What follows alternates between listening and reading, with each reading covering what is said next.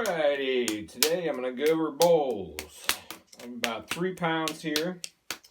Either kind of the size of a large cereal bowl or a small serving bowl. Alright, away we go. So, going to follow the same kind of rules as we did for the cylinders. Alright, hands together, cone that clay up.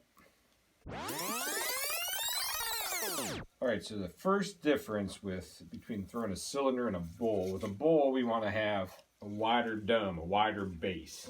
And we'll talk a little bit more why we're doing that. So we have a nice dome shape, wider, a little bit lower, a little bit wider. We're going to start our hole the same, right? Do our karate chop. I'm going to start with my left thumb and my fingers helping push down to my left thumb, but with the sponge to add water. Angle there to keep it centered. Alright, so on a bowl, I'm going to keep a little bit thicker bottom because we're going to trim these a little bit different. So on this, I'm going to keep that about a ½ an inch, maybe a little more if that bowl was bigger. More clay there, I'd keep it a little bit bigger. And then that allows me to put a foot ring and trim that differently on the bottom. Alright, so now it's really important. We want to keep this curve on the inside. So right now we still have that V shape. We want to widen it. We can't establish the bottom with our fingers like we did the cylinder because it's going to wreck that curve. So what I'm going to do is I'm going to lay my left hand in there. Notice how I help open the clay with my thumbs. I'm going to widen. I'm pushing back and kind of widening that bottom while still keeping the integrity of that curve. So that curve is one of the most important features of this bowl, so we want to keep it there, right? You don't want big ridges in a bowl, especially like a serving bowl. It's kind of hard to get those last mashed potatoes when you got big ridges in them and you're sticking your spoon into it. All right, so I'm going to choke in those sides. All right, now I'm ready to go. My donut. The next minor difference here is I'm not going to, when I do my OK side, I'm not going to kind of push with my fingertips on the inside. Again, if I pull that in, it's going to destroy that curve. So I want to kind of splay my fingers out on the inside, and I'm going to kind of keep resistance in there as I force into it with my outside hand, get my groove. So my groove is really only going on the outside.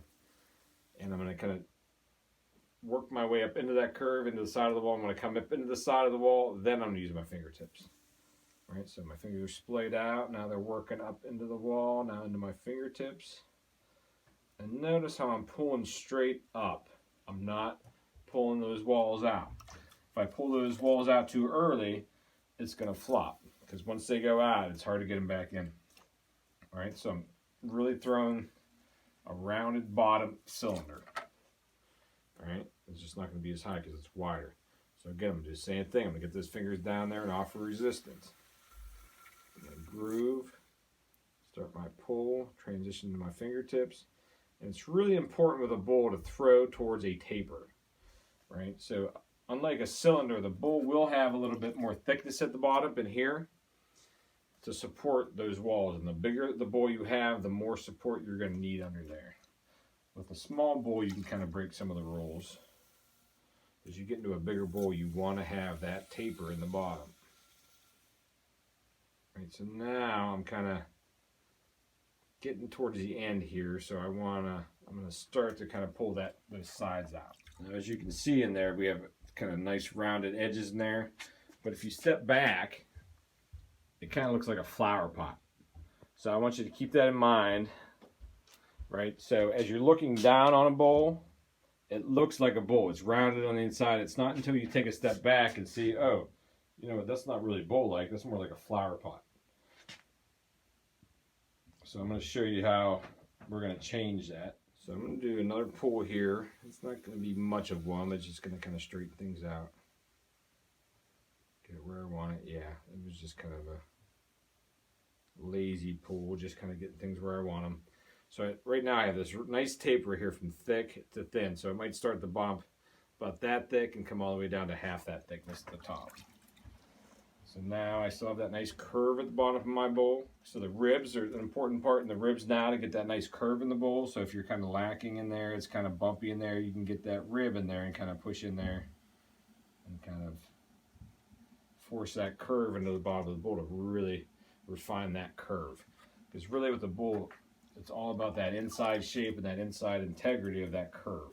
Right? Notice I don't have the splash pan on, so I do things different. I don't throw super wet. I can get that pot pretty wet though with just touching that wet sponge all over the inside and the outside, kind of wiping up my mess before it gets all over the place. So what I'm going to do is I'm going to put my hand on the inside. The fingers on the inside are just going to rest on the inside. They're not going to push, or they're not going to push down. They're not going to pull out. They're going to sit there and they're going to pivot. So this hand is going to represent the outside of the pot. And I'm going to lay my hand down. It's going to bring that bowl out. So it's going to look like this. All right. You get more of that nice shape on there. Wherever I kind of set my hand here and make that pivot point there, I can use this angle of the rib to kind of make a flat spot in there, a nice kind of flat rim there, to kind of change the shape. Right, so in the bottom of the bowl, it's too hard to kind of trim off that excess clay down there. So I'm just going to put a nice groove at the bottom there. I'm not going to worry about too much about that as long as there's a nice groove there. And again, I'm going to hit this with water. Run my wire through it. Right, if it doesn't move, I'm going to pull that through there one more time. Or as many times as it takes for that to slide. Now, I don't want to push up on the rim. I'm just going to push at the very base of this. All right, as long as you don't mess with the top. It might kind of oval out on you, but as long as you don't touch the top and put it down kind of nice, it's going to keep its shape.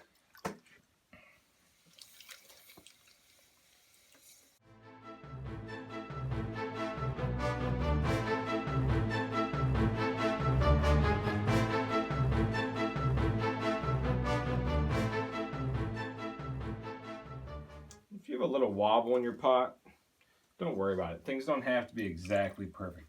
Because they're on the wheel, you want to kind of try to make things as perfect as possible, but it's not a big consideration. Even if that's wobbling, you stop it. You can't tell. Unless you have a spinning table at your house that you're going to display this on, you'll never see it. And it's okay to have some of those wobbles in there. You know, it's boring to have things look so machined all the time. It's nice to have kind of some movement in some of these pots. Again, that's kind of a plain looking bowl. We did a flat rim there. You can do some other things too. So I'm going to take my fingers like this. I'm going to push in as the inside finger kind of, right? So that's a way you can make a batter bowl, right?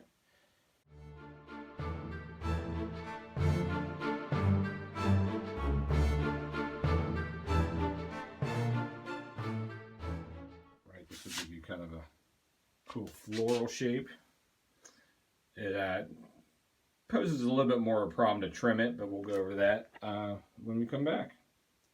So thanks for watching and stay tuned.